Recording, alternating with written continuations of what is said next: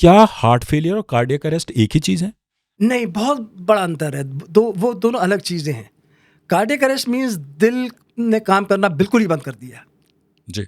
तो उसके दो पहलू होते हैं, या तो उस समय वेंट्रिकुलर टैकीकार्डिया हो रहा है या वेंट्रिकुलर फिब्रिलेशन हो रहा है, तो वो इतनी तेज़ी से दिल चल रहा है, वो दिल जो है सिर्फ शिवर कर रहा है। हिंदी में शिवर को क्या कहेंगे? सर, कंपन करना। कंपन कर, हाँ, दिल कंपन करता है बड़ी तेज़ी से। नॉर्मली रेट होता है, मतलब इंसान का रेट जो होता है 60 से 70, 80, 90 होता है। जी। तो उस समय वो 300 के रेट पे चल रहा है। तो इतना फास्ट, इतनी तेज़ी से वो शेक कंपन कर- होती है, जी जी। तो वो कॉन्ट्रैक्ट नहीं कर पा रहा, अपना काम कर नहीं पा रहा। उसको कार्डियक अरेस्ट कहते हैं। या कार्डियक अरेस्ट होता है कि दिल काम करना ही बंद हो गया, बिल्कुल ही नहीं कॉन्ट्रैक्ट कर रहा है, उसको भी कहते हैं। वो कंप्लीट हार्ट ब्लॉक में चला गया, बिल्कुल अरेस्ट में चला गया, हिल ही नहीं रहा, तो वो भी है, वो भी कार्डियक अरेस्ट है। सर, क्या इससे वापस आना संभव है? जी हाँ, संभव होता है बिल्कुल। अगर कार्डियक अरेस्ट हो जाए और आपके पास बेस्ट चीज़ें, जैसे आजकल स्पोर्ट्स अरीना में होते हैं, स्पोर्ट्स फील्ड्स में होते हैं, एयरपोर्ट्स में होते हैं, डिफिब्रिलेटर्स कहते हैं हम।